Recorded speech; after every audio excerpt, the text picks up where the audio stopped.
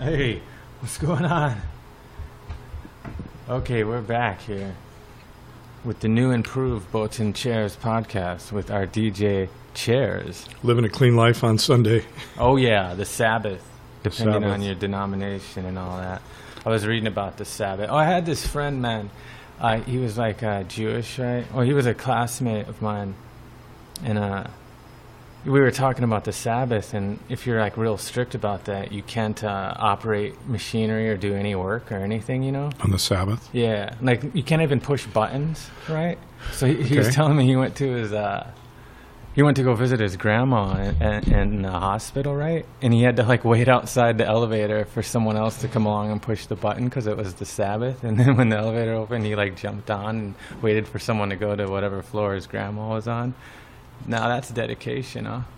You're not supposed to push buttons on the Sabbath. That's what he was telling me because it's considered work. Like you're not supposed to do anything except for, I guess, like take it easy and get things. What faith is that? Judaism. Yeah, man. I don't know if it was some sort of subsect, but can't drive a car. No, he can't drive or nothing. I guess he walked down to the hospital. I'm not quite sure. Wow. Yeah. Well, you never know. I mean, religion, any of it, man, if you just sign up because someone told you something without thinking it through for yourself. Now, if you've come to the conclusion that all the stuff in the Bible or the Torah or whatever makes sense to you personally, then whatever, man. But if you're only believing it because someone told you that, I don't know. I mean, you're kind of wasting your own power of thought, aren't you? I don't know. If you study theology, you can look at the Bible for what it really is. And what is that? Just a bunch of writings by some guys.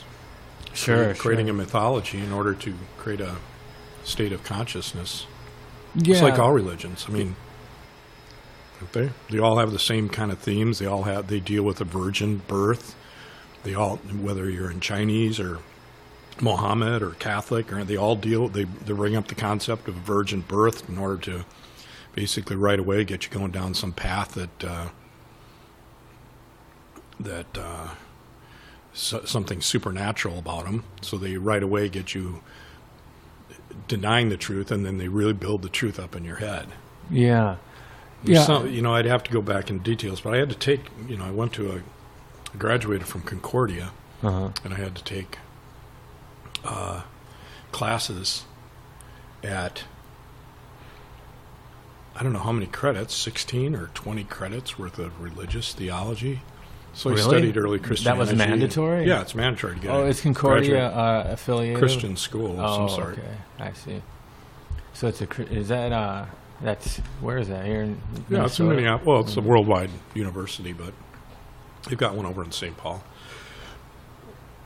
And you have to study. You can either study the Bible but I just went straight to theology, and I took like 3 or 4 semesters of theology.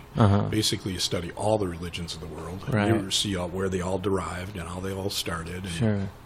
Once you do that, you're willing to accept the Bible for what it's written, but you don't actually never want to necessarily tie it to some supernatural being, because it's not. Well, I think it is tied to the supernatural. When people are referencing the spirit, it's something that we all know and can relate to. But when you start to put names on it, or say you are the in-between, like a priest will say, come to me, I'm God's middleman. When you start to claim the power and put your own words to it is where it fails, But I think we all realize that there's supernatural to the world, like the magic of existence. It doesn't even make sense. It really is magical, wouldn't you think? I mean, don't you? No. You don't think so? No. What do you think? It's just you're born, crawl out of the gutter, try to stay afloat, and then give way to old age? Mm-hmm. As simple as that. But that's discounting, like, everything. Well, what are you referring to exactly? Life on Earth or general existence? I would think my existence is finite, about maybe 100 years max. Your physical existence. Yeah. Yeah. And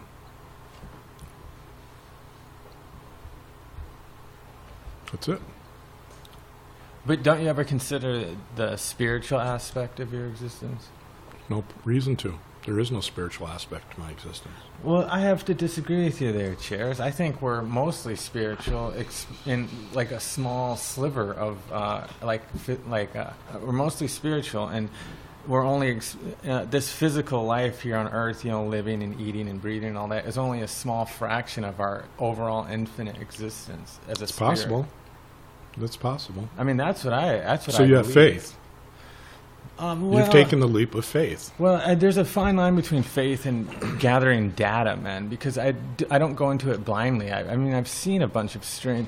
Well, dude, this is you're telling me about the spiritual thing, but your angels are talking to you on planes, which we'll get to here in a moment. Okay, yeah. But first, let me ask you this. Have you ever eaten a Hot Pocket? Hot Pocket.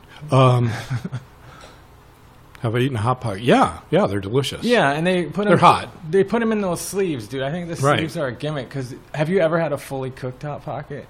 I mean, they just don't. I mean, how bad is it without the sleeve? I've never went without the sleeve, but I couldn't imagine it being much worse. I've never had a fully cooked pocket. There's always the stray ice chunk, or the the coagulated cheese. Yeah. That's. I'm with you on that. Yeah. Yeah. We should do an experiment, man. Cook one without the sleeve and the other one sleeved. You'll never know what's coming around the corner with that Hot Pocket microwave action. So, Mr. You're born and die in the dirt. That's one path, right? You have to accept that that's possible. Yeah, but I think that's no different than believing in the spirit. It's just a belief. It's easy to believe because you can verify it directly. Mm-hmm. Walk through a graveyard, right? So it's possible. Experience. Well, it is. It's not. I'm not arguing that right. That is actual part of reality, but I don't think it's limited to that. I think we're here like just a tourist on Earth, man. Our spirit is just a little like visiting. It's a like planet Earth visitation is like a video game for the spirit. You know what I mean? I do. It's possible. That's possible too. I think anything's possible. I don't think the Bible, though, articulates that possibility. The Bible sets up some premise that there is someone who was born to a virgin birth. I mean, that could happen, I suppose. It happens to what? Clownfish you talked about last week? Yeah. They switch around or whatever? Yeah. So it's possible that... But I haven't seen any genetic proof that humans are actually, able to have virgin births, but that's their starting premise, is that this Son of God came through a virgin, and that's pretty cool, I guess. If it's it's kind of a hokey premise to start with. If you're trying to convince people of some sort of alternate reality, you wouldn't start with something that's so nonsensical. But here's the thing, dude. I think back when the Bible was written, people's understanding of what storytelling is and what the possibility of life beyond their existence was so primitive that those fantastical stories, which seem ridiculous now, probably made a lot of sense. It was probably like hard science, because I'm sure at some point we'll look back at stuff we consider science and be like, oh, we were way off, man. Oh, sure. And we'll be like, how silly were people back then to believe that, you were. Yeah, people thought the world was flat. People still do, man. Well, yeah, that's... Are you familiar with the whole flat Earth movement? Yeah, I've dismissed it pretty quickly when I've heard about it. I mean, dude, I kind of I flopped on it. When I first heard it, I was like, that's ridiculous. I don't even want to hear discussion on it, because that's like acknowledging that it's even like a legitimate thought. Right. But I try to stay open-minded, and I have watched some videos. Have you seen like where they do the curvature of the Earth, like a ship sailing? Mm-hmm. I don't understand what the natural curvature is supposed to be, so the video it didn't make really much sense to me. But I try to be open, because what if that shit was? My question is, I never heard anyone ask a flat earthers, what do they think happens when you get to the edge of the Earth? Is it like a dish, like a bowl? And that's how all the water and stuff stays. But you can sail in one direction and come back around to the same continent, can you not? Yeah. So there you go. It's hard to wrap your mind around that one. Yeah, man. Flat Earth is kind of like racism. Like, I don't even want to engage in like a racial topic, because if you're racist, it's like so off base of what I consider is a way to think. You know what I mean? Yeah. Like I said, I don't want to even acknowledge the idea. I don't know what I mean. I wonder what a flat earther would say about sailing in one direction. You know what I mean? I'm sure there's something out there where they talk about that. But They must try to. Someone brings up that argument, I assume, for them. They probably say the currents like curve you back around, Right? you know, or something. I don't know. I think the Earth is round, but who knows, man? I don't even think the Earth is. I think the Earth is merely an illusion, man, like a holographic universe. You know what I mean? I think everything's a holograph. So tell me, Chairs. Mm-hmm. Yeah. Boats. You finding what you're looking for? No, I'm stumbling around for something, but don't mind me. Do you have a question? Yes, I do. Tell me about the angel that spoke to you. Okay, so I'm a hardworking businessman working for a Fortune 500 company, flying around the world. Get on a plane for some reason. I got bumped up to first class, or put me up in first class, and I'm sitting there, and then a guy sit down next to me and just looked like another normal businessman, maybe 10 years older than me or something. Kind of a conservative, white shirt, tie, bullshit. And I can't tell you now how we even got talking, but the basic premise of what he told me had to do with positive and negative vibration. Mm-hmm. And that the brain automatically, when you feed it a negative thought, when you say, I can't do something, the brain will stop thinking. And it'll immediately search for an answer. Do you have an example? No, well, let me finish thought, because Sure. I can't tell you the premise and tell you an example right now. So if you assume for a while that if you say, I don't understand why the sky is blue, your mind will stop and search for an answer to why the sky is blue. Mm-hmm. And when it does that and it can't find an answer, it'll start to create stress in your body and pain. The business guy was telling you this? Yes. Okay. Yeah. He was basically saying that you'll start to feel pain and stress, and something's not right. Ah, yeah. I don't have the answer to this. Or the other example he used is if you are deciding between a Ford or a Chevy. I don't know if this is a good example, but I'll try to go with it. Uh-huh. If you're trading for a Ford or a Chevy, and for some reason the right answer is Ford and the wrong answer is Chevy, mm-hmm. If you say, I'm going to buy the Chevy, your body will start to feel discomfort. Mm. And it'll basically try to find an answer through your brain of why you should choose the Ford. And that process of your brain multitasking creates heat and stress inside the brain. Uh-huh. And if you pick up on that, you can tell that your body is telling you, or your brain is telling you, that you probably should pick the Ford. Because if I start off right away and say, I want to pick the Ford, and you can't find any reason why not, and it feels right, and you feel like I should feel, and you feel kind of happy, that's the right answer. So it's like an intuition tied into physical response. Right. So the premise is that if you think negative thoughts, mm-hmm. or say I can't do something, right. your brain will stop and try to find an answer, because your brain only works one direction. It only works toward positive to negative, like a magnet works, right, north to south. It can only work to one direction. When you're going the direction that it's supposed to go, which is positive, you feel less stress, you feel good, you feel happy, things feel right. When you meet someone that you like, just like when me and you met, we liked each other. Sure. As long as that feeling is there, and it keeps telling me that there's some goodness about what we're doing.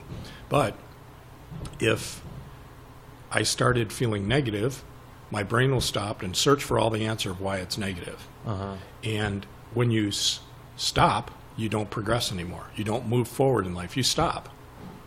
And so let's say you went into a negative relationship with someone, your ability to grow as a person stops because your mind is searching for the answer to get back to positive. And it'll stop and process until you get so much stress and pain that you go, oh, the stress and pain is caused because I'm with this person. And so if it's the right person, the stress and pain never manifests and you just feel good. Like,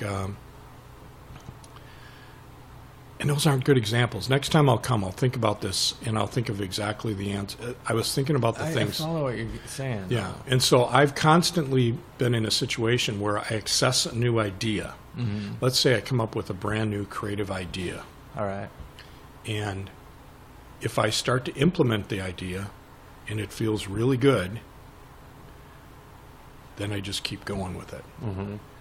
The minute I stop feeling good, I go, what is the negative thing that's come into this that I'm stopping my processing and building stress and pain in my body? What is the negative thing that happened? Right. And then you have to clear that, or you got to find a way to justify it or move away from it or whatever you have to do, because in order to grow and keep growing and manifesting and some self-actualizing in life, you have to stay on this positive mindset, kind of like positive thinking. Yeah. And so he explained to me this on an airplane. Now, back when I heard this was in the early 80s. All right. And I'm on an airplane. Were they smoking on planes then? No, smoking cigarettes probably, yeah. Isn't that weird? They Right. just have like ashtrays or something. So the dude told you, I know. The guy told me that, and then it changed everything about my life. How so? Because I started tuning into when I feel pain. And if I feel pain, I go, well, what's wrong? Why am I feeling this pain? I have no reason to feel pain. Wouldn't you say that's the same thing as intuition? Because, people say follow your gut, follow your heart, follow your intuition, follow your feelings. But if your feelings were telling you something's wrong, you wouldn't walk into it, right? Your intuition would keep you away from it. If something you knew you're going to be a world of pain, you would not feel good. Your intuition would tell me something's wrong here. Well, that's not even intuition at that point. That's like just deducting the actual facts. Like if I knew I was going to walk into like a burning hot room or something, right? It wouldn't be intuition if I knew the room was hot. Yeah. I think there's things that are more concrete like that, where you're not dealing with intuition or creativity or those aspects. You're dealing with survival. And that pulls in a higher level of the lizard brain or whatever that basically just reacts subconsciously or subconsciously to move away. So let me ask you this. Let's say same room, but you didn't know it was hot and you're about to go in there. You're saying there'd be some physical response. I don't think so. You don't think? No. I think it's more about... I'll have to come back to this because I know the premise that I originally thought about this was if something is right, you can feel it. And it feels positive, and it's easy, and it works. And if something is not right, it feels negative. And me and you have been going through this a little bit. But don't you think there's bound to be resistance for you to overcome because there's got to be things that feel negative that you have to work through so you can come out the other end for the positive gain of working through the negative. Right. If every time you felt something negative you just blocked it out, then you would never learn or grow. I think it's impossible to block it out. I don't think that's... I mean, to an extent, there's some people that, won't even leave the house because, like agoraphobia or whatever. Like, that's to an extent, that's like blocking everything you can out because you're afraid of, I don't know what the fear is there, but.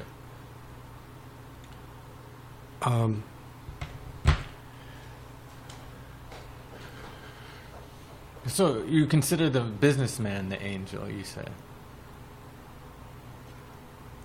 I believe I have the sense that when I start talking about the supernatural or the spiritual aspects of things, things have happened that fall into that category in life. Hearing my mom say my name in a room, an empty room once, falls into that category. Yeah, you told me about that. Feeling someone like it was in the room in the middle of the night, supernatural. Okay? All those things have a dimensional realness to them that makes me think something is, something else may be outside of who I am. At the same time, there's a potential that everything that I'm thinking there could also be justified. This guy could be just a businessman who had these thoughts, or he could be a nut and he's just talking to me about this stuff and it makes no sense. Or it could be a psychologist who studied something that I'm not aware of and then just started spouting it off to me on an airplane. All these things are possibilities. Sure. There's also a possibility that, boy, at that time in my life, I really needed to hear this. And this guy shows up and sits next to me and tells me something so abstract, out of the blue, it was almost like it was meant for me to hear. And I've led a pretty extraordinary life. I've manifested every dream I've wanted to do in life. Everything that I want to happen in my life has happened. All I do is think about it and move toward it, and it happens. Everything. Well, that's why I have to be careful what I ask for. That falls way out of line with your earlier statement about you think we're just born, struggle to stay afloat, and then decay away. Because that's drastically opposed to what you're saying now, which is you manifest reality. I don't see the connection at all. I don't. Just because because I create a reality around myself, because I've got this ability to pull together cognitive patterns of recognition that allow me to actually move through this world, doesn't mean there's anything beyond this world. Oh, so you're saying, so when you speak of manifesting reality, you're talking about I've done it myself. I'm proud of it. Because there's two schools of thought, I suppose, on this. One is, you're tapping into some metaphysical realm. That's one. That's possible. But you're referring to it as you're just using actual mathematics. Like if I do this and this, it'll equal this, and you're playing math, really. I think there's too much randomness in the world. I think there's a certain. I've said that, almost everything I've wanted to do, kind of happens over life, and things that I've wanted to do, and whether it's play on a huge stage in front of thousands of people, those were dreams that I had, so I stuck with them and I worked toward them. Right. And I accomplished them. And then I go to my next dream and my next dream and my next dream. And I just keep doing them because I've worked hard. And that's what I'm saying. It's like, why should I give up all the hard work I did and said, well, it was just luck or, some spirits looking over me or an angel's on my shoulder? Bullshit. I've worked really hard. But is that bullshit? I don't know. Again, I'm not saying there's not all this other stuff. All right. But if I was sitting on a fence and always said, you've got an opportunity here. If you jump to the right of that fence, you are saying that you have faith that there's some other dimension. And if you jump to the left of the fence, you're saying there's nothing. But if you jump the wrong way, your life ends. And you have to jump? You have to choose. Oh, I'm jumping on there's more, because I absolutely do not believe that there's nothing. The nature of... So you absolutely have faith that there's something. You have faith. I wouldn't even say faith. You would actually jump off into that because you believe there is something. You truly believe it. Yeah, I would say it's and if you're wrong, you don't exist anymore. Well, I'm fine with that. Okay. Because if I'm right, then it continues on as I had thought. Right. And if I'm wrong, I don't exist. I'm fine if it didn't matter anyway. Right. Here's the way I look at it. All right. If I jump off and say I have faith, and it's true, I exist. Right? Right. If I jump off and say I don't have faith, and I'm wrong, then the spirit world will take care of me. Exactly. That's Right? what I'm saying, man. Right. If there is a spirit world. So there's only one direction you should go, because only one direction actually gives you an outcome. And what is that? Because if you jump off into that you have faith and there is no faith, you die. Okay, yeah. I have no problem with that. Right. Yeah. But if you jump off and you don't have faith, you're still saved. Because there's some other dimension. Yeah. Right? Yeah. So Right? always jump into the other dimension. No, always jump into concrete, that there is nothing else. Chairs, I think that's we're diametrically opposed here. Exactly. But I'm fine with that. I think that makes for good broadcasting. Boats and chairs.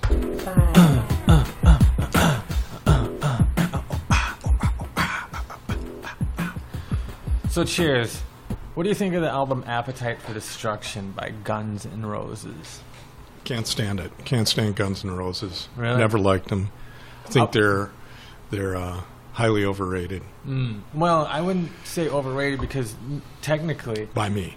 I mean, Underrated. Well, Maybe I Slash, the underrate him. guitar player. I mean, if you listen to him play, I mean, He's got one good riff. I think he's just a phenomenal guitar player. Is he? Yeah, I am, man. He knows what he's doing, and he does that mind blowing type stuff. Like, or if you listen to Eddie Van Halen, like I was never a Guns N' Roses or Van Halen fan, but I'm familiar with their work, and I respect you when you hear it. You know, some of this stuff is just like, man, these guys are masters at that wood and string put together. You know, the guitar. Right. And it's just mind blowing. Yeah, it it is. But the Appetite for Destruction, dude. I was, like I said, I never really was a hardcore Guns N' Roses fan. I was more Motley Crue. Okay. But I'm familiar with the album, and I was just curious of Cher's take on it. I think Kickstart Your Heart by Motley Crue. Oh, that's a good jam. That is rock and roll. I think Guns N' Roses never touched me at all. Axl touched me in the back of the van once. Did he? No. A van axle, I mean. The axle touched you. drive shaft. Yeah. No, it's like I said earlier, I have nothing. If I went and saw Axl Rose, if I went and saw Guns N' Roses live and I'm in the fourth row at a large concert, I would leave the concert going, these guys are off the fucking charts. And I love their music like I never loved them. If you saw I guarantee live? you, because that happened with Pearl Jam. I couldn't stand Pearl Jam.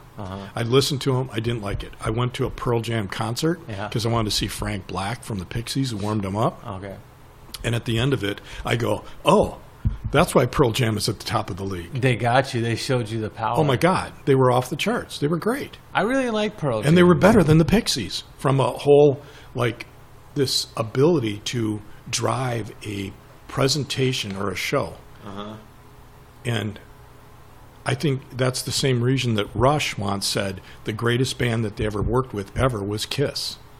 Because of their stage show. Because of their stage show, their work ethic, the way they did things, everything else. They treated Rush great. They took him on 2 years of touring and showed him the ropes, showed him how it's all done. The Rush guy, did you ever see the Rush, like, documentaries on this? Yeah. No.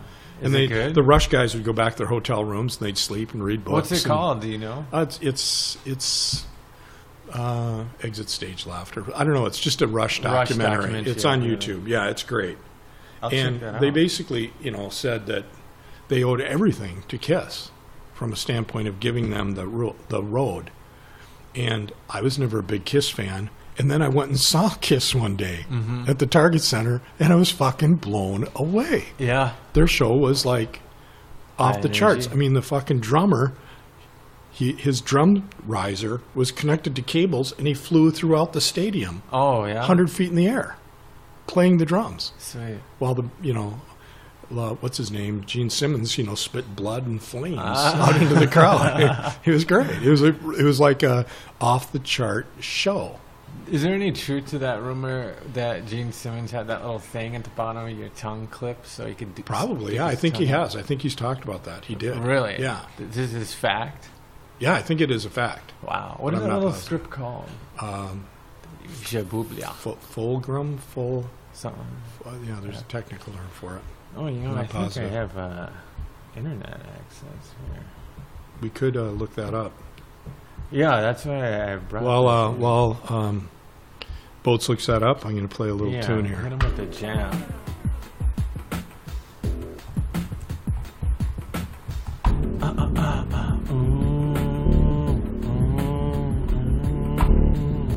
So your family's like rich.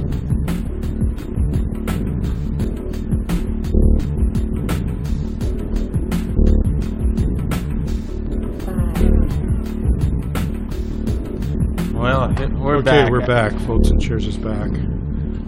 We're still trying to figure out what we got going there. What is this dark music? You must be going to tell us something pretty important. That's like Get ready, go. That's like What is something it? SETI satellites were picking up right there. Yeah, I'm pretty sure it is. I don't have Wi-Fi here, and the Wi-Fi is locked. I have it connected to my hotspot, but I don't know what the problem. Okay. But we'll find that Okay. information for you guys. I could look on the thing there. But we'll move along then. Oh yeah, I got something here. Go ahead. We got 31 minutes in already. 31 minutes of boats and chairs for the people of the world. We're here in Northeast Minneapolis. It was like 95 degrees today out here. Summer's making a strong last kick. We got 5 days of summer left. I know it seems that way, doesn't it? I mean, legitimately. Remember we did the math, I think, last podcast. Yo. I did a little math myself. I minus the days in between. And 50s movies. Do you like movies from the 50s? I like film noir from the 50s, black and white films. I couldn't tell you other movies, though. I mean, maybe those noir movies were in the 40s and 50s or something. I couldn't tell you a lot of 50s movies, though. They got a real interesting vibe to them in those 50s movies. What? Did you got an example of one? No, I would like not watch them because of the pacing and like even we've talked about this, like even Twilight Zones, the original ones. Right. Like the pacing's weird, but if you can get into like that 50s mind state, like you can enjoy it. Like you're in the 50s, everyone's smoking and wearing business suits and all that. You know what I mean? Right. And it's funny when you watch that stuff, like some of the insults they would have in the 50s for people, like hey, why would you like a Boilermaker with 2 plates on that Mac? Are you lousy crumb bum? You know what I mean? You know Right. those like Pulp old Fiction school stuff. Yeah. yeah, man, it's good stuff. You got yourself a list here? Oh, I got a list, man. Ronnie Rico strikes again. 1,000 Urkel dolls doing the thing with Mike Tyson's Punch-Out theme. Hardcore sci-fi convention, man. Make it to the mincemeat. You know what I'm saying, Chairs? Moving on I up. couldn't follow that at all. Sky side is high tide on my side. Neuronal plasticity is what I'm trying to get at here, man. It ties back into what we were saying before. I'll throw you something. Okay, I'll throw you what do you something got? because I got something here. Basically, I'm on spy time, so just leave me alone right now. That's where I'm at. I'm on spy time. Okay. You got to leave me alone. You just. Well, that's difficult, you being the host here. The What is it co-host. about what I said you don't understand? Oh, it's different. Well, let's try it. Okay. Yeah. Let's- Just try to leave me alone. Let's leave him alone here. The other thing I'd like to talk about today is about Machiavelli. Machiavelli. You sound like a real dick. And Nicola Machiavelli. My I've just- knowledge I've of got a- Machiavelli is Go ahead. Tupac returning from the death. You know, he had that album. No. I didn't follow it too close, but apparently they released a few albums came out under the title Machiavelli, but it was Tupac, and it was like after his death. You heard anything about that? No. Oh, well, anyway, I know he's a historical figure. But Yeah. He was this historical figure who felt that Well, Tupac's a historical figure too. he is. He's totally Boats and Chairs. But Machiavelli, somehow, he felt that it was okay to sacrifice some people for the good of the whole. And that Machiavelli-type behavior. Did you hear that cycle go by? Yeah. There's a block away, too, folks. That was loud. I think that would be like out But there. the idea is sacrificing people, and he ruled kingdoms. I think out of maybe it was Italy, but his philosophy Yeah. was so strong that he was still regarded as a good person. And he was a good person, and he did a lot of good for people. But he also felt that a leader of a country had to make hard decisions and was ready to put down and kill people that would actually be a threat to his kingdomness. Was he a king? He was, or he was a ruler. He was a ruler. So he felt that he was justified to put down rulers because he felt he was more inclined to do a better job of serving the people and the government. I could see Trump doing that too. You could see Trump being very Machiavellian in order to justify his, But things. I kind of agree with that. It's like the thought experiment. If you can pull a lever and it's going to run over one guy, or not pull a lever and the thing's going to crash into a wall, like a trolley. Imagine a runaway train, right? And you can pull a lever and it's going to switch tracks and slow down, but it's definitely going to kill a person that's like caught on the track. Or you cannot do anything and it's going to run into the wall and kill everyone on the train, right? Like a good leader, you think, would have to be the one. I mean, like you said, you have to make tough decisions as a leader. And a good leader, I think, would pull the lever and sacrifice the one life to save the boxcar full of other lives. I mean, if you're a leader, you can't really be, hey, I'm not touching it. I'm letting nature take its course. If it hits the wall, it hits the wall. You know what I mean? Right. Which is kind of what I would do. I necessarily wouldn't get involved. It's like when you see, like those nature documentaries when you were a kid and you're like, oh, why don't they help you see like a seal getting eaten and you're wondering why the people are just standing there recording it and they're watching a little cute baby seal pup get eaten. But you can't really get involved with nature. You're just watching it, you're just observing it. And it's kind of, that's where I'm standing. But if I was like a leader and I accepted this position, I would have to pull the lever, wouldn't you? To kill the one rather than the entire train full. Are you going to think about who the person is that you're killing? Because what if the person that you're killing is like your right-hand man? It's got like your vice president or your vice king or whatever, Right. It's like people that kill deer because they don't want them to have car accidents on the road. Are we killing a life form? We're killing a deer. Why? Because we don't want him to have people have car accidents. So we're going to kill this animal. Or we're going to kill a chicken because we want him to eat his carcass. All these things are moral decisions that, to me, we're faced with them constantly. And I think we are primitive in our self-determination because, would you give up your life for your child? Yeah, man, wouldn't you? I mean, without a question, you just have to. Like, I wouldn't even think about it. I wouldn't consider the pros or cons. I would just, if the option was actually legitimately posed to me, I wouldn't even consider it. I would just, know that I have only one choice ultimately, and not even hurt myself by thinking, well, maybe I can do this. Maybe he's only gonna die a little bit. Yeah. What if you had two children and you had to sacrifice your life to save one child? Isn't that what but the movie then your other Sophie's child would Choice be is without? about? Oh, really? Maybe not. Maybe I'm thinking of something else. No, but that's anyway, a good premise. That'd be a good premise for a movie. Sure. Your choice between. I guess it was which one did the dishes best. No, worse. Because remember we talked about I like doing dishes. I'd kill that fucker. That's how I was in there scrubbing. Scrubbing the dishes, yeah. No, but I guess if I had to choose, but I couldn't imagine a situation where I like absolutely had to because I couldn't make the choice. Are they both gonna die? Is that the option? If I don't make the choice, then both kids die. Then I'm going with both because then the other one's gonna hold a grudge and always be looking over his shoulder and not trust me because he had done killed his brother. We'll be back. Boats and chairs. Hey, what's going on? Okay, segment 3 of the show. We got to lighten it up a little bit. Sometimes I'm sitting there, all this talk about existential existence and all this other stuff creates a certain tension. Well, I was getting why do I want to talk about it? On the Hot Pockets. The feedback on the Hot Pockets, I think, was good. Let's talk about our favorite foods. Let's talk about Hot Pockets specifically. I don't like Hot Pockets, really. Don't you lie? They don't have a good like? Well, because, first of all, I don't like dough. I guess it's the gluten is the thing, right? Maybe it's just dough, but I just don't like doughy things, man. I mean, I'll eat a donut every now and then, and it'll be delicious. But like, if I'm trying to eat a meal, I don't really like dough, especially. You don't like bread with your meal, like French bread I with do. a big plate of pasta. I don't like pasta, man. Oh, there you go. Yeah, I mean, maybe it's the gluten. I do have a sensitivity. What is gluten anyway? It's like this. It's like I don't know, a molecule or something. It's something in wheat that's like, it's like sticky, man. Oh, really? And people have allergies to it. And more so now because of genetic modification. Like we've made wheat hardier and stuff, so it like has more of this protein. It's a protein, I believe.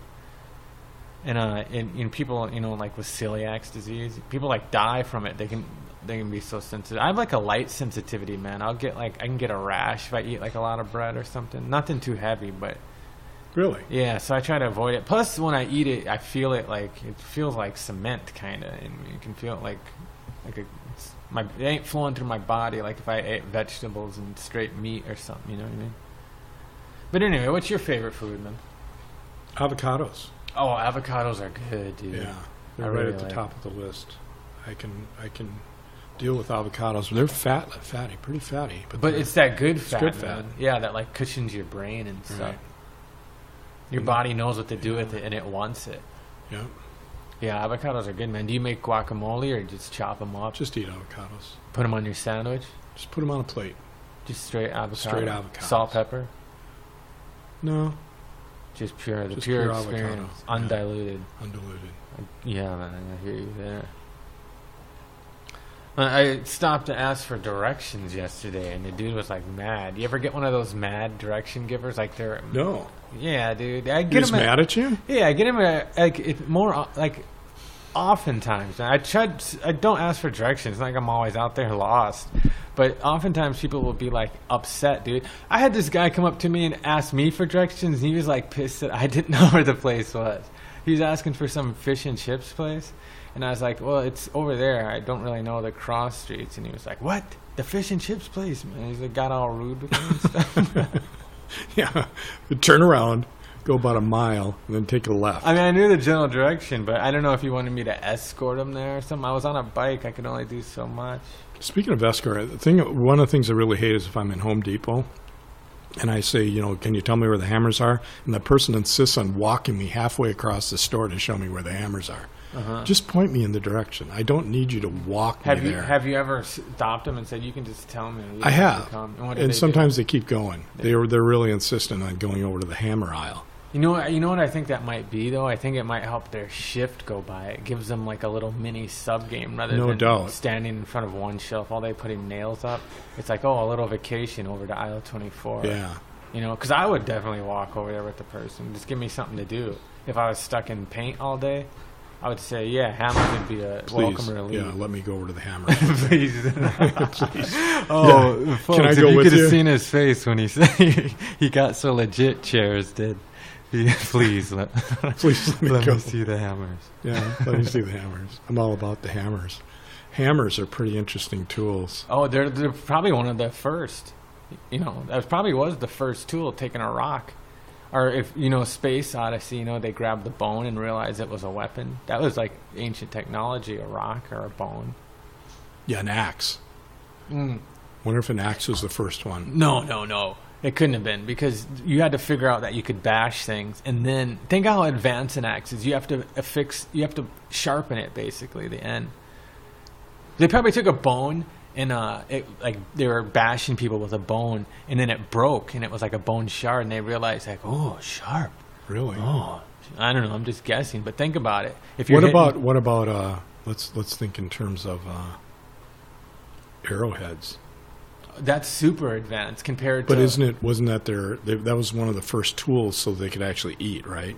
They were using arrows to No. capture other animals. I wouldn't think that, man. I would think the first tool was throwing a rock at something, or like bashing a crab or bashing a fish. You know, the first A tool. spear. Well, no, that's advanced, dude, because then you're thinking about edges and geometry and stuff. You know, to sharpen an edge, that's steps beyond just blunt force. Because you got to think, the early man probably accidentally, like, you know, dropped a rock on his foot trying to move it out of his way or something. And he's like, and he did the math, and he said, I drop on the squirrel. Or, you know, he waits in a tree and drops it on a little chipmunk or something that's down there. And then he's like, yeah, man. And then we move into catapults. But that's more advanced than a spear, you know what I mean? We should line these things up one of these days. What do you mean? Put them in linear order. Like There's a book. what came first? You know, the rock or the pebble that was used. I mean, could you throw a rock? Would that be the first thing, to throw a rock at an animal? Yeah, the throwing arm is one of the evolutions of our physiology, apparently, that we use to advance ourselves. Like throwing a rock or a spear or something. And it even extends into sports, which is like simulated warfare. The throwing arm is heavily involved in most sports. The quarterback throwing baseball, bowling to even an extent. Yeah. Hey, we'll be right back, boats and shoes. I'll tell you. Sure like that first one. I get this one. That sets up the theme song. Right?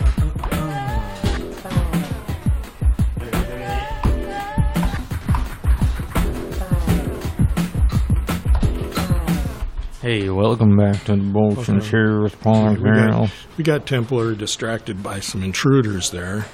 They're closing up shop here. How do people think they can just walk in on this podcast and be part of it without even signing a release form? That's because our Skylabs are under repair, so we're here at the coffee shop. But we should have things back up in order 42 miles above the crust of the earth. I'm trying to think about this setup here. I mean, this place we're at right now, there's not a lot of air movement.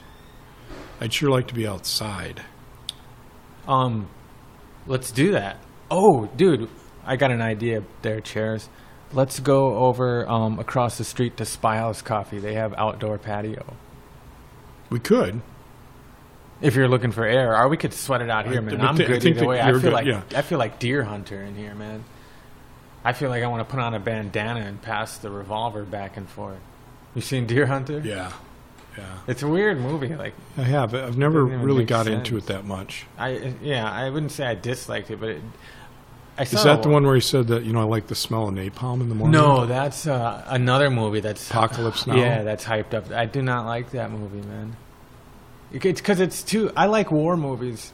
There's Full Metal Jacket, classic, man. Because I feel like it captures the real essence. Apocalypse Now was so over the top. I didn't feel like I was, the dude standing on the beach while they're dropping bombs and shooting at him, and he's just like, I'm too tough to get hit. Yeah. Full Metal Jacket, the dudes are dodging bullets and getting their limbs blown off and stuff. My favorite military movie was Harold and Maude, when the uncle, who's a colonel, I never seen tried it. to recruit Harold into the military. Depp? No, Bud Cort. You have not seen Harold and Maude? I have not, sir. Okay.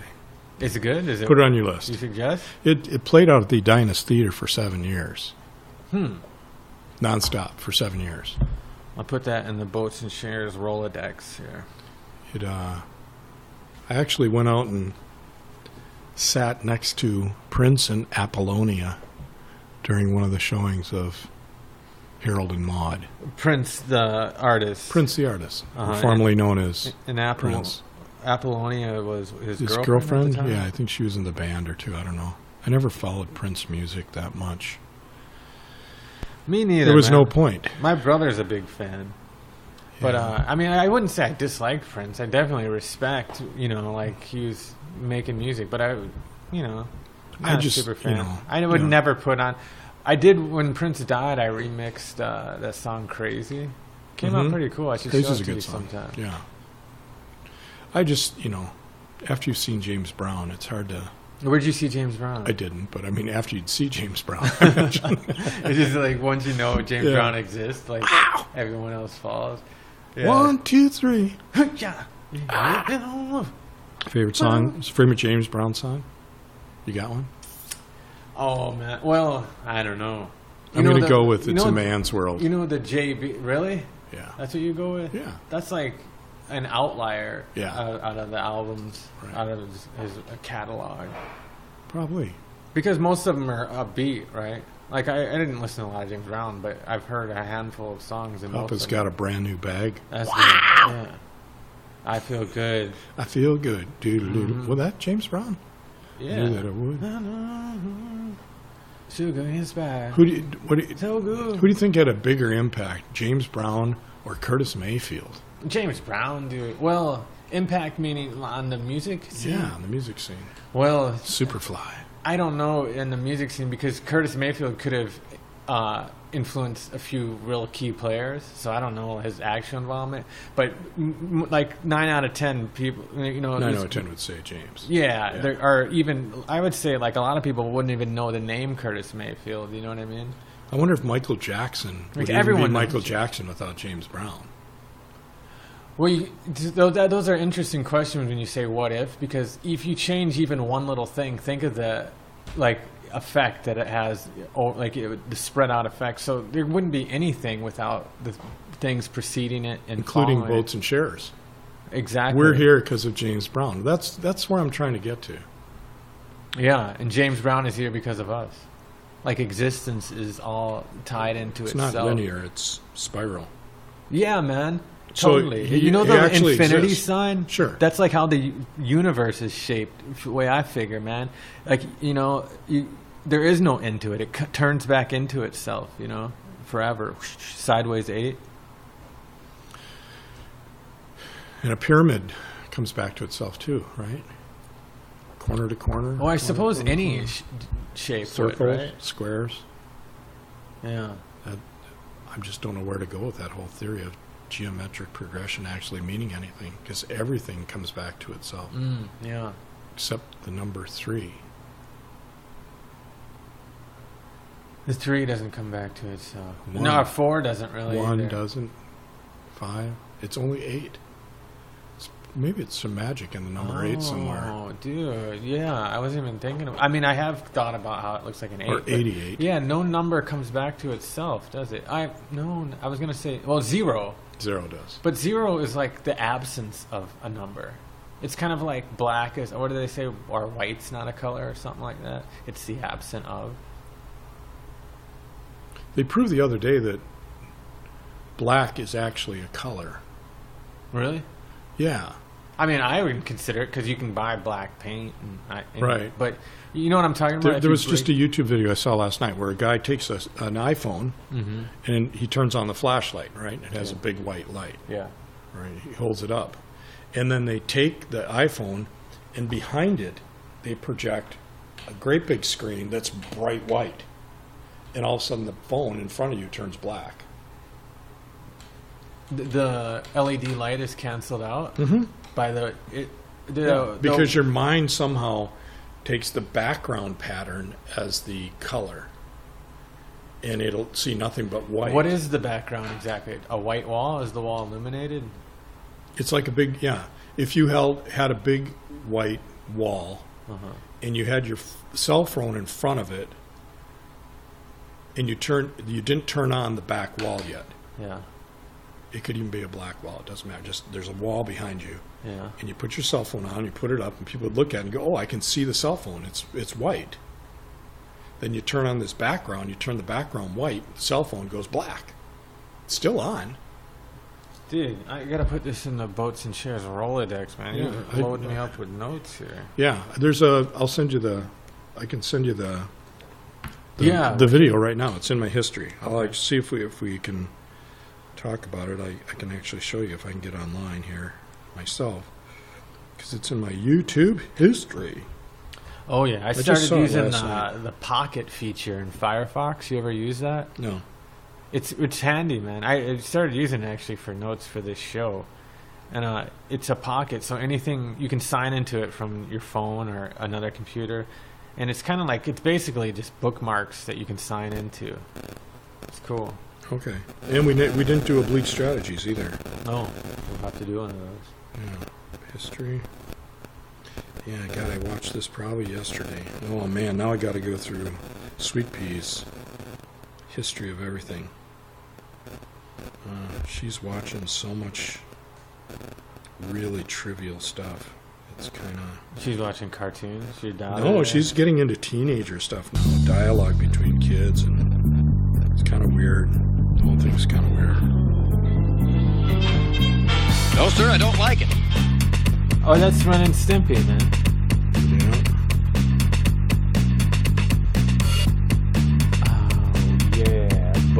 share. Thanks for doing this. Throwing up some music while I walk through this whole.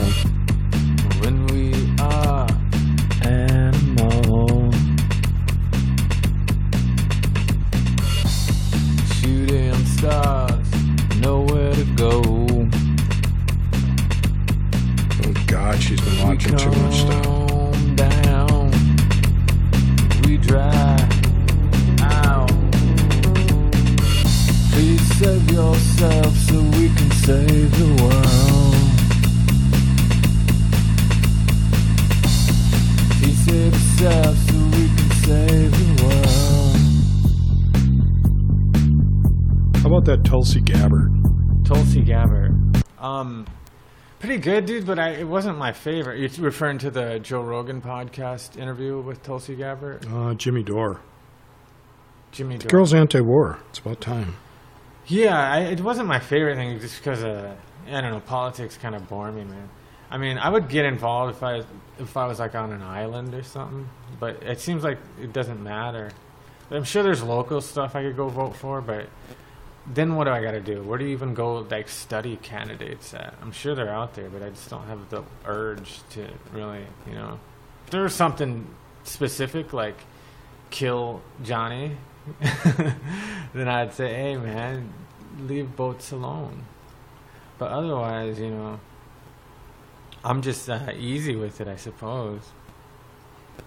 Take it back, take a seat. Yeah, if I was king of the island, man, there'd be a severe penalty for not doing your dishes, man. Can't find that thing. I can't find it. So I guess doesn't matter. I guess to put on you Googled, you were going through your history there. You were. Yeah, I did, but I can't find it. So it's probably if you Google absence of color iPhone.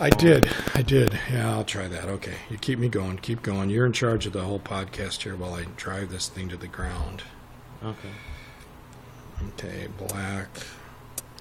Say it again. You gotta do your dishes, man. Black. You gotta do your dishes and then walk back to the place where fibers are sewn. It's called rock and roll. Here we go. Yeah. Found it. Call rock and roll. That is so. Yeah. So, for example, in these parts that you see in this video that are black. So, what's the name of the video? You'd have to watch it, I guess. Well, let's test it and see.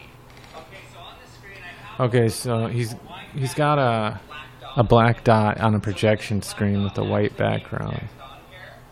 Well, look at this. So if I raise the exposure here, you can clearly see that this black is actually a light. See, when I block it with my hand, there's clearly a shadow in the center here. So this black is not so where's black. It just the looks black the other one? Let me find it. Same thing that we saw with my phone and the bright background. One more way to confirm this. But when I turn the background light Here, there you on go. again, it's white. Wait, okay. So just by shifting the background light, you can turn white light actually into black light. oh, weird. So he's got This the isn't some white kind of screen. trick. I was keeping my screen at the same intensity whether What's the I name had of the this video, backlight sir? on or not. And Can light be black? Mind-blowing dark ...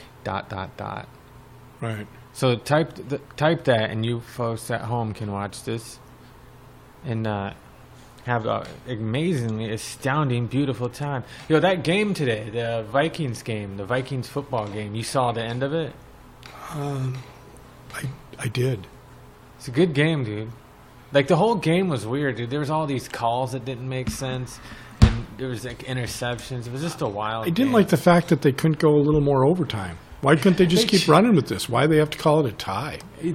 That rule has changed a few times, apparently, in the last number of years. And I thought Green Bay had the game. That foul they called on him where they said roughing the passer, that was crap. Yeah, he didn't rough the quarterback at all. He just I know. He tackled was in him. motion for yeah, sure. they won the game right But there. here's the thing. The same thing happened to the Vikings later in the game. Right, but that's robbery. I know. I don't like that when rule's going to be gone. I mean, if a quarterback can take a hit, get him out of there. I mean, what, we're saving franchise so we don't hurt quarterbacks? Fuck that. The other guys are getting hurt. Why should they get any different treatment? Fucking pussies. Oh man, I don't know. Yeah, it doesn't make sense, dude. Pussy. Because he was in motion. The dude was flying through the air, and the quarterback still had control of the ball. Not to get too sports centric on you folks. I just watched the Vikings, and that's about it. It's fantastic, man. For the longest time, I was like, football. You waste your day sitting around watching a guy sort of, I'd simplify it. Oh, you watching men play with a ball, fun. I'd be real dismissive about it. But I started watching the local team here, the Vikings, a few years ago, and it's really quite entertaining. It's just like anything else. If you get into it, you learn the little intricacies of it. Give me some stats. There's an 89 over a 4-2. No, the stats are the Vikings won their first game and then tied. This is their second game of the season. 1-0-1. 101. They're at 101 right now. 101. 1 win, 0 losses, 1 tie. 101. So, it's not boding well for them. where do you stand on the idea of slopeism?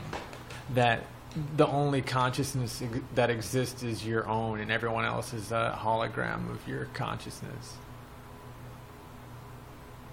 Because you can never know that anyone else is actually thinking anything. You right now, Chairs, are you conscious? But I could just be imagining you saying that, right? I think I'm conscious, but do you know that I'm conscious? What? You don't, do you? Ronnie Rico. Well, maybe I just give answers like this is yes, this is no. So, ask me anything you want.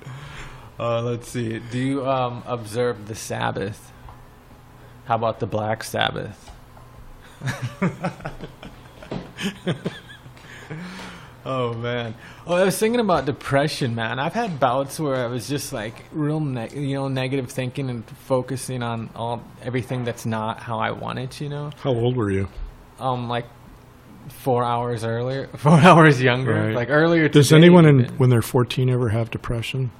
Sure, yeah. I don't think I did. I'm thinking back when I was 14. I was too mindless, dude. I was just like, I didn't think about anything, So, I think depression is a product of thought. Well, we know it's a product of thought, right? no, it's a chemical imbalance, right? Well, here's the thing, though. You can influence the levels of chemicals through your thoughts, can't you? Because here's why I say this. Because I would go in and out of like real negative thinking, right? But I would notice that I could intentionally, like manually override my thinking by making myself be grateful for things that are good and like just making myself have positive thoughts. And I notice the more I do it, the more that it becomes natural, you know what I mean? Because there was a period where I was like super depressed, man. Like, like everything was just like boring and I was just real negative, right? And then there was a long stretch where nothing fazed me. Like I was just like always positive. Like I manually shifted my mind into a positive mode, you know what I mean? Maybe your chemical body was that way, not your brain. No, because it was a conscious decision. Like it came to the point where I was like, I'm gonna force myself to be positive, and you can really like knock yourself out. I mean, I'm not downplaying the fact that there could be a physical reason why, but it doesn't make sense, dude. Your thoughts are your choice, right? Because depression essentially is how you perceive something, right? I don't think your thoughts are your choice. You don't think so? No. But they are, man. Here, think of a number.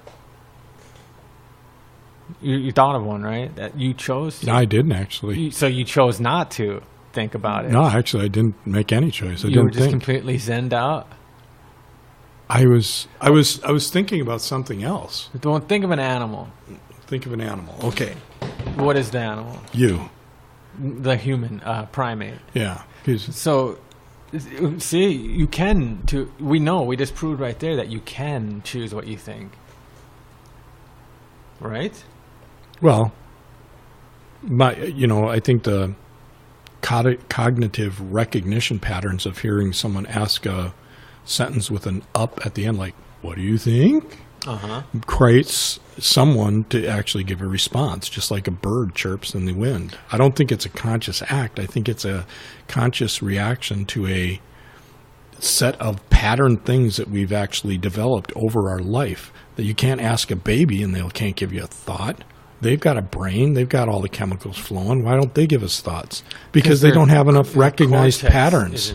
Their parts of their brain aren't developed. Right. And all our brain develops is patterns and things that we see. And but I heard of this study where they proven responses to stimuli. that even babies have preferences to certain colors and sights and stuff. Like even as infants, we're like I kind of just glanced over it, but. Do you think if you took a baby and put them in a purple room for the first year of their life, how would they react to color? That's what happened to Prince. Oh, you're right. They put him in a purple. And look what he did. He wrote music about Exactly, man. So maybe music is the universal thing. Well, you say you can't choose what you think, but that's the beautiful thing about art, is because it's proof that there's something beyond just reactionary response, you know. Yeah. Like a koala bear. I was thinking of those things where the phone microphone pad. Robin Williams has a funny red nose. Oh, Patch Adams. Yeah, Patch Adams. Robin Williams. Yeah, but essentially, man, I think you can think your way out of depression. Well, I know I can. I mean, it's still like a battle, man. Like sometimes, I just get caught up in shit. Well, you know what a large part of that is? Doing shit that I don't want to do. Like going to work strictly for rent money. It's like I'm going to work just to pay so I can have a place to rest up for work. That shit really gets me down, you know what I mean? Yeah. Yeah, I know what you mean. Yeah. No, that's why we're doing this podcast. That's the only reason, which is exactly why I'm worried about monetization of this, because this is an alternative to work that I'm hoping can happen, because work is a blood-sucking, soulless orb that takes everything out of your existence and gives you nothing but patterns of thought which serve no purpose except the man. It's like defying our existence, doing menial, like not even menial, just like shit you don't want to do, like. There's got to be more than life than to simply exist, man, right? Because I'm not even interested in existing. I'm interested in, like, excelling and growing, you know what I mean? And going to work and coming home and being exhausted and repeating that process it's a dead end, man. It's spiritual I've got to go to work in the morning. But you got your work is not that. Oh, no, actually, no. I was thinking it's not like you got to go to a factory, but it's very stressful, though, from what you tell me. Part of my running meetings and all that. Part of my work and part of the things that I sometimes talk to you about legality. Mm-hmm. When I start getting in the analytical side of my brain, I can't post this stuff to the web right now. Why not? I work for Trinet. I work for a global syndicate of information. I can't talk about this stuff. I can't talk about anything related to drugs. I will lose my income. I will lose my source of income. Oh, my goodness. Which keeps food on the table for my child. Well, we should have private members-only access. We'll vet them. We'll send them through like an American Gladiators obstacle course. Nothing is kept secret anymore, G. Well, then we have no worries. They're listening to this right now. Tricor? Everyone. We're part of the collective right now. No one knows it. The world is over as we know it. We are all part of the machine. Everybody, look at me and you are walking around with little plastic devices connected to our hip all the time, which is picking up everything we say every minute. And it's sending it to a computer, which is using algorithms to find out patterns that could actually be used to actually set up reinforcement when the collapse comes, because people are going to be divided into patriots and non-patriots. What's the collapse? The whole economic collapse. It's going to collapse. Oh, yeah. Well, everything does at some point. Right. But when it does, how is having recordings of humans communicating going to help? Who's going to have power when the world collapses? No one. The corporations. Why? Because they already own the wealth. But the means of distribution. If the financial system collapses, then that wealth will be exactly what it is, nothing but papers and stones. It's not financial systems. What? Mind control. They own your mind. They already do. They own your body. You are owned by the government. You are. I don't even know your last. I think it's Crow. I think is Boat's Crow. Okay. See we obviously keep our own personal lives away from each other so that we're not basically infecting ourselves with. No, I know. I don't agree with you at all. You don't think there's an extraterrestrial force that's controlling everything that you do and think? No, I was saying I don't agree with you that we keep our lives from each other. Don't really. I mean, for people that don't know, we met actually to work on art together. We met to play music, and we kind of morphed into what you're hearing right now, this podcast. So we know each other strictly on like an art level, right? And we've gradually get to know each other on a personal level. But it's not like I'm not keeping anything from you. I wouldn't tell you everything, but I told you my masturbation schedule, and that's I don't know what else I got under my tricks, my personal. For some reason, I didn't catalog that information because I don't know what your schedule is, but I'll assume you have a schedule now. Remember we were talking about last time? I don't remember that. Oh, well. I don't remember a lot of the last conversation we had. I'd have to go back, and then I'm sure if I listen to it. But I tend to not actually hold any thoughts in my brain. I basically have destroyed my short-term memory by working in the business world for so long. Oh, dude. I have no short-term memory. So I have to write everything down. So it's not only destroying your soul, it's destroying your memory retention unit. Everything. There is no memory retention unit. You got to get out of there. We're all plugged into the matrix. Well, I do believe that to an extent. I do believe that we're all living in a holographic simulation, right? I mean, how could it be anything other? Let's talk about this. Discipline, man. How do you exercise discipline? I have no discipline whatsoever. I mean, I wouldn't. You have plenty of discipline. No, I have plenty of tasks that I do. And you force yourself to do them. Because I'm trying to make sure I can monetize my future so that I don't starve with the rest of the masses when the money goes down.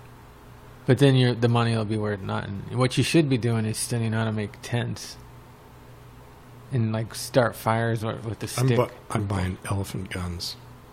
I'm going to defend myself with huge elephant guns. You don't want elephant gun, man. You want like a AR-15 or something, some automatic where you can burst, take out multiple attackers with one clip. Yeah, my friend Jim's got those, so I'm just going to go to Jim's house. Yeah, he's got about 4 or 5 of them. He got from his uncle.